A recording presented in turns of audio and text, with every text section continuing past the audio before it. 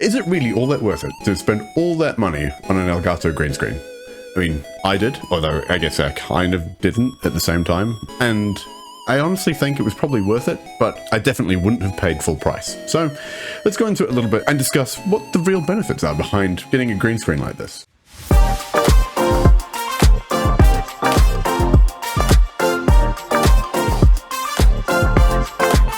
Kia ora te whānau, I'm Geo and welcome into another episode of Geos-Tech, where usually I try and give you a peek behind the curtain, but this time we're actually looking at the curtain, I guess, if you can call it that. We're not just looking behind the curtain, we're unfurling it, unpacking it, repacking it, and unfurling it again. And look at what the benefits are to actually having a green screen like this. First off, I want to say that this is definitely not a sponsored video. I'm not sponsored by Elgato, and they didn't send me this. I bought this with my own money. I mean, I probably wouldn't say no to being sponsored by Elgato. You know, they've got some amazingly cool stuff, and I guess that's why things like this exist, right?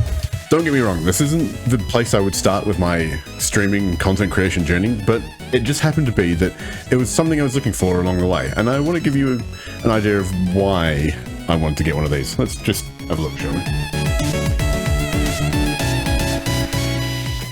Behind this green screen, you can see behind me, well, the laundry. Sort of this. There's the washing machine, laundry on top, there's all the chemicals and stuff on the shelf. There's even an extra chair and my bag and my wife's office setup. It's not something that I really want to display on screen. It's not something I think would draw in the viewers, so that's why I've kind of kept it hidden with a green screen. Now, up until recently, hang on, let me just put this back. Up until recently, I've been using a big circular pop-up one that velcros to the back of your chair, and it was just a pain in the ass. I cannot tell you how annoying it was. And then, I mean, on top of that, my cat's peed on it, which, oh my god, I don't know if I need to tell you guys, but cat piss is just something that you cannot get out of anything. It just stays with you. I think it's psychosomatic now, but I can still smell it, even I throw it in the bin. But it also didn't really work, because like, I don't know if you know, I've got an L-shaped desk that kind of goes around this way. And every time I turn my chair, I'd do something and smack into that, or it'd fall forward, it would fall backwards. It was just a bit of a pain in the ass. So I've been scouring the Facebook marketplaces and the trade me's of the New Zealand landscape and trying to find one of these. And I really wish I'd found one sooner, because honestly, the mental relief that this has provided has just been amazing. I don't have to deal with it. I put it up and it's there, and it's big and it's green and it's beautiful. Look at it. And it's all greeniness. Now, don't get me wrong, I'm not saying that you should go out and buy one of these straight off the bat, brand new, because they're what, $250? It's even more here. It's like hang on, let me just double check. I think they're like $300 Kiwi is what I can find them for, and that's too much, man. That's too much, man. So I got this one for less than that. I'm not going to say how much, because it was a secondhand one, and it still works perfectly. I would highly recommend trying to find one secondhand, because a lot of people are selling them off. So unfilled, the green screen itself is 1.85 high. Actually, the screen, you know, the green fabric itself is 1.8 by 1.5 up and across, obviously, with an overall height of just under 2 meters when it's unfilled all the way to the top. So the overall space it takes up is around nearly 2 meters high and nearly 2 meters wide all up, and that's at the base, because obviously the base sticks out a little further than the width of the screen. And it's about 0.5 meter deep, I guess you would say, but that's only at the legs. They extend about 500 either side of the box. With it all packed away, I mean, you saw before, it comes in an incredibly neat little package. It all concertinas up into the actual frame itself. The frame, the box, and the box itself is only 130 mil by 130 mil, so it's about that big, with the legs packed away. I mean, it's still obviously like 1.9 meters long, but I mean, you can stand it up vertically. I've had no issue with that. I've tucked it away under my desk at the side, like you saw before.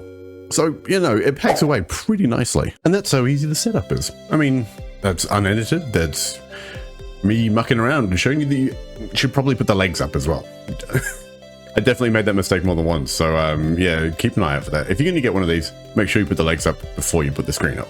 Now, don't get me wrong, the pop-up green screen definitely worked, but it was cumbersome, it was annoying, it was on the back of my chair, and when I moved, it moved. When I move, you move. Yeah, it just meant that, I think you can see in these shots, when I turned to the side, it would reveal stuff behind me, so it wasn't exactly ideal. I had to keep the camera sort of perfectly positioned, and I don't know about you guys, but shit's always moving around in this office.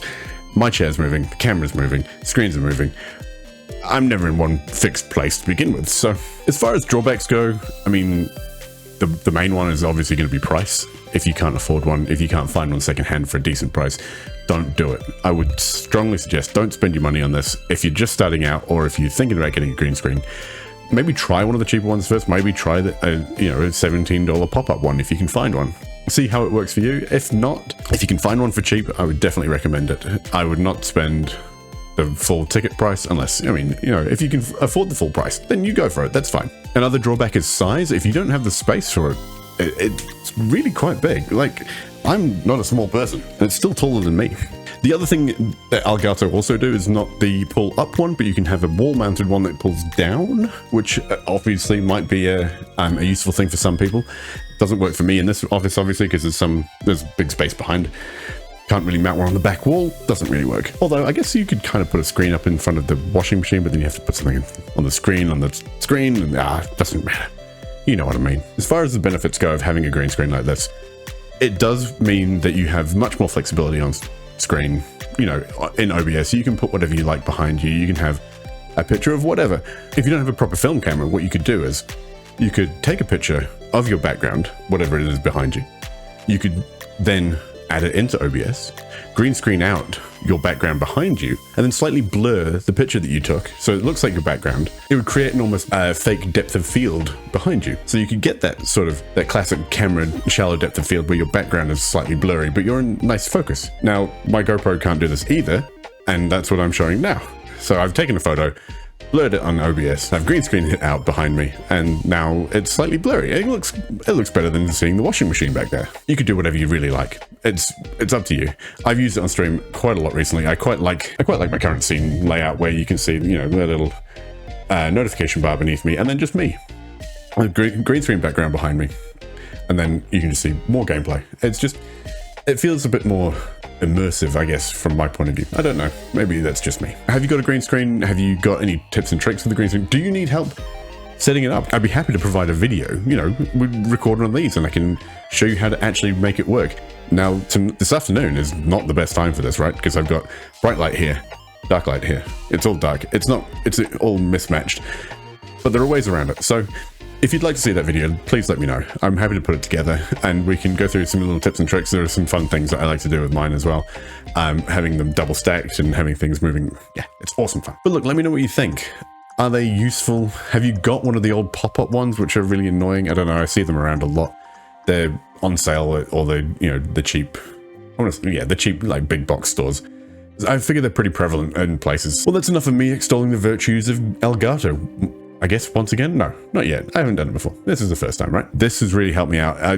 I want to say it helped me out mentally as well. It just makes it easy to set up a green screen and make your shot look good. If this video has helped you out, please let me know down below. Hit the like, hit the subscribe, or don't. Either way, it's up to you. Be really appreciative if you do, but that's fine if you don't feel like it. All that remains is for me to say, kia ora te whai. Stay safe, be kind, ka kite ana, and I'll see you in the next one.